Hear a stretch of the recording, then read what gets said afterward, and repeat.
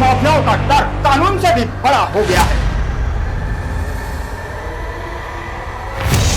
Greater Noida के ग्राम जलपुरा से जो तस्वीरें सामने आई हैं, वे सीधे प्रशासन और सिस्टम पर सवाल खड़ा करते हैं।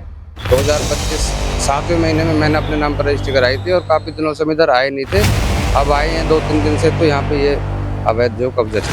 खसरा संख्या 264 पर दिन दहाड़े कब्जा, ताले तोड़ना, दीवार गिराना, अवैध निर्माण और खुले आम धमकियां।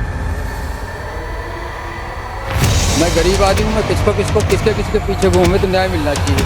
हमारी तो प्रशासन से यही गुहार है, किसी तरीके से न्याय मिले, हमें किससे कब्जा हमारा हो।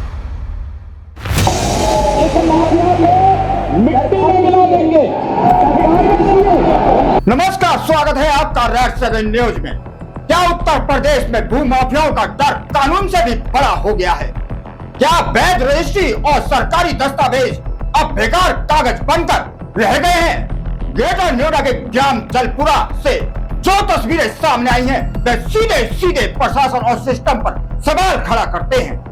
खसरा संख्या 264 पर दिन दहाड़े कब्जा, ताले तोड़ना, दीवार गिराना, अवैध निर्माण और खुले आम धमकियां, और कार्रवाई अब तक शून्य।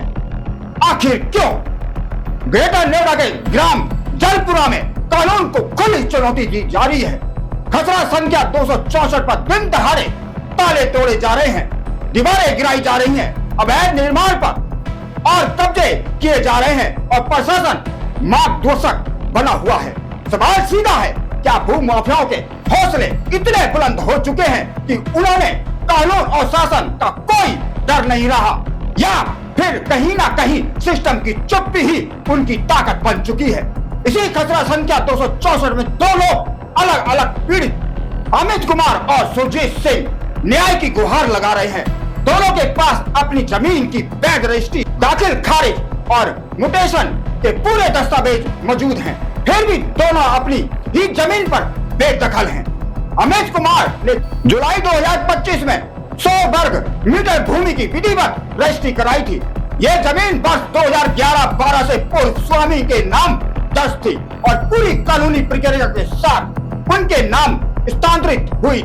लेकिन जब वह मौके पर पहुंचे तो आरोप है कि मनोज प्रधान पुत्र, जयचंद्र, डब्बू पुत्र, कालू और अक्षय भाटी नामक व्यक्तियों ने जबरन कब्जा कर अवैध निर्माण शुरू कर दिया है।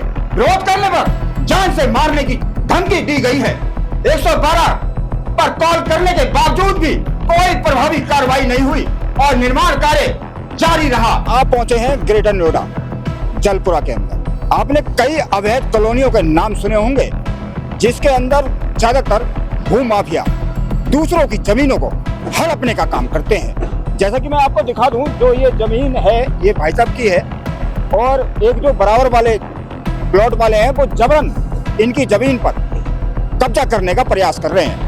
अमित जी, क्या है पूरा डिटेल में बताइए। ये 2025 में 7वें महीने में मैंने रजिस्ट्री कराई थी। इनकी नीतू यादव के नाम प्लॉट था पहले ये, और ये उनके पास में 2011-12 से है, और 2025 7वें महीने में मैंने अपने नाम पर रजिस्ट्री कराई थी और काफी दिनों से हम इधर आए नहीं थे। अब आए हैं 2-3 दिन से, तो यहाँ पे ये अवैध जो कब्जा चल रहा है। इसके जो सारे आपके पेपर्स वगैरह सारे आपके पास? मेरे पास सब कुछ है, इसके दाखिल खारिज म्यूटेशन सब कुछ मेरे पास है। इसके है सर कि हम यहाँ पे 2-4 दिन पहले आए थे, तो ये प्रतिक्रिया यहाँ पे चल रही थी कब्जे वाली। हमने इनसे कल मना भी करी है, बीटी भी करी थी 112 पे, और बीटी के बाद भी इनसे कल हमारी मुलाकात भी हुई थी। कोई अक्षय करके नाम यादव है, अक्षय यादव, वो आए थे और उन्होंने हमसे इस प्लॉट के बारे में बातचीत की थी। और वो अपना बताते हैं कि हमारा प्लॉट है और है हमारा प्रॉपर है। तो इसमें कोई आपने किसी तरीके की कोई कंप्लेंट या कोई पुलिस की हेल्प ली हो? मैंने इस पे बीटी कर रखी है 112 पे, कल की थी, और आज हम एप्लीकेशन चौकी में जो जलपुरा चौकी लगती है उसमें इसके एप्लीकेशन दे के आ रहे हैं। तो ये मैंने और भी चीजें सुनी हैं, जिस तरीके से ये लोग जो अक्षय है ये और भी प्लॉटों में इस तरीके का वो अपना हस्तक्षेप करता है। देखो, ज्यादा मुझे किसी के बारे में नहीं पता है, पर मुझे अपने प्लॉट के बारे में पता है। मेरे प्लॉट पे कब्जा हो रहा है। दूसरी ओर सुरजीत सिंह ने उसी खसरा संख्या में 100 गज के 2 प्लॉट खरीदे। उन्होंने जमीन की बाउंड्री कराई, गेट लगवाया और ताला डाला, लेकिन उनका ताला तोड़ दिया गया, दीवार गिरा दी गई और जमीन पर अवैध कब्जा कर पशुपालन शुरू कर दिया।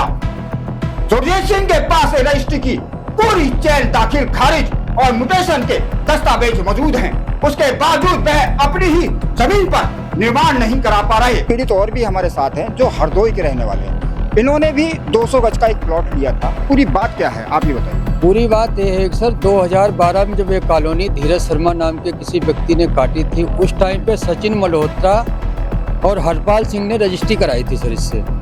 उसके बाद उनका म्यूटेशन हुआ, डीएम की परमिशन, सारे पेपर अवेलेबल होने के बाद हमने सारी चीज़ें चेक की। उसके बाद हमने 100 गज के दोनों प्लॉट रजिस्ट्री कराए 2025 में। उसके बाद जब मैं यहाँ आया तो देखा यहाँ कब्जा कर रखा है। एक हफ्ते बाद 10 दिन बाद में जब यहाँ पहुँचा तो देखा यहाँ लोग कब्जा कर रखे। एक बीच में दीवार लगी थी, वो भी तोड़ दी गई। अच्छा। अब मैं डिस्ट्रिक्ट हरदोई से रोज डेली यहाँ तो आके चेक नहीं कर सकता सर। अब जब यहाँ आता हूँ तो यहाँ कब्जा कोई गाय बांध रखी है, किसी ने कुछ कर रखा है। अब मैं कैसे इतना परेशान हूँ, ब्याज पे पैसा लेके हमने वो खरीदा था।